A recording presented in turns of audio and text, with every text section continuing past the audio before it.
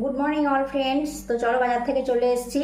তো বাজার থেকে কি নিয়ে এসেছি তোমাদের জানিয়ে দিই, বেশি কিছু যদিও আনিনি। এনেছি হচ্ছে আলু, আচ্ছা পেঁয়াজ, কাঁচা লঙ্কা, দেখতেই পাচ্ছ ক্যামেরা ধরার লোক নেই তাই সামনে থেকে দিয়ে রেখে সামনে রেখেই দেখাচ্ছি। এখানে আদা, রসুন, আচ্ছা কাঁচা আম নিয়ে এসেছি দুটো, টক খাবো।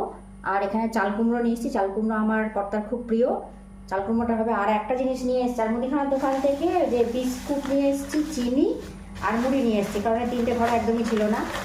আর একটা জিনিস নিয়ে এসেছি, সেটা দেখো, তোমরা দেখলে অবাক হয়ে যাবে। দেখো কত বড় একটা কাঁঠাল নিয়ে এসেছি বাজার থেকে। আমার কর্তা এসে দেখে রেখে যাবে, হ্যাঁ এত বড় কাঁঠাল কি তুমি একা খাবে? কেউ কাঁঠাল ভালোবাসে না, তুমি একা শুধু খাও। তো কাঁঠাল আমার বাপের বাড়ির থেকে প্রতি বছর আসে, মামার বাড়ির থেকে আসে, কিন্তু বা জানি না, হয়তো হয়নি হয়তো। তো আমি বাজার থেকে এটা কিনে নিয়ে চলে এসেছি। এটা বস্তা চাপা দিয়ে রাখতে হবে, 2 দিন বাদে পাকবে, তখন ভাঙবো। আমি একা খাবো না, বাড়িওয়ালা আছে,